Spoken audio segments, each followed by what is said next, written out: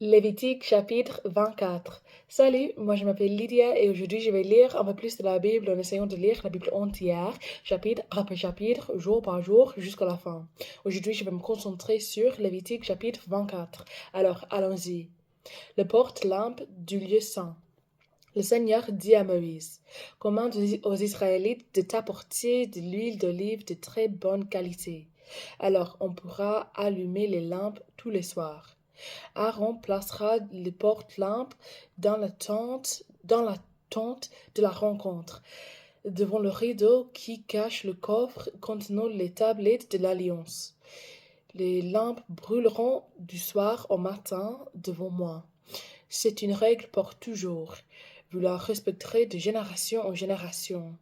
Aaron mettra les lampes devant moi, sur le porte-lampe en or pur, pour qu'elles brûlent toutes les nuits. Les pains offerts à Dieu.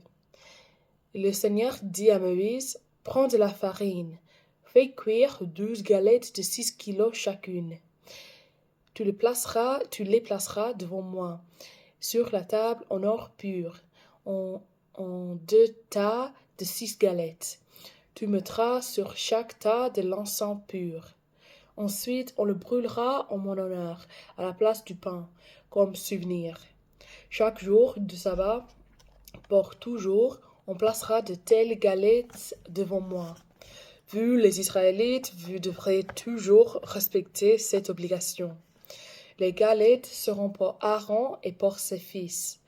Ils les mangeront dans un endroit réservé. En effet, elles sont uniquement réservées pour moi, parce qu'elles m'ont été offertes.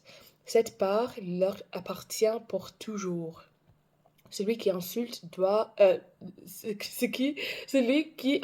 Dieu doit mourir. Un jour, il y a une dispute dans le camp entre un Israélite et un homme de père égyptien et de mère israélite. Cette femme s'appelle Tchelomite.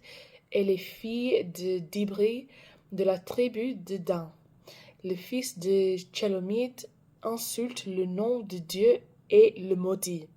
On le conduit alors auprès de Moïse et on le garde en lieu sûr, en attendant que le Seigneur prenne une décision. Alors le Seigneur dit à Moïse, fais sortir du camp celui qui m'a insulté, que tous ceux qui l'ont entendu posent leurs mains sur sa tête et que toute la communauté d'Israël le tue en lui jetant des pierres. Et voici ce que tu diras aux Israélites. Si un homme insulte son Dieu, il est responsable de ce péché. Il faut faire mourir celui qui insulte le nom du Seigneur. Toute la communauté d'Israël doit le tuer en lui jetant des pierres. Si c'est un étranger installé chez vous ou un Israélite, peu importe. Il faut le faire mourir parce qu'il a insulté le nom de Dieu. Si quelqu'un tue un être humain, il faut le faire mourir. S'il tue un animal qui appartient à quelqu'un d'autre, il doit le remplacer par un animal vivant. Si quelqu'un blesse une autre personne, on le blessera de la même façon. Fracture pour fracture, œil pour œil, dent pour dent. On lui rendra le mal qu'il a fait à l'autre. Si quelqu'un tue un animal, il doit le remplacer. Si quelqu'un tue un être humain, il faut le faire mourir. Vous aurez les mêmes lois pour les étrangers installés chez vous et pour les Israélites. Le Seigneur, votre Dieu, c'est moi. Voilà ce que Moïse a dit aux Israélites.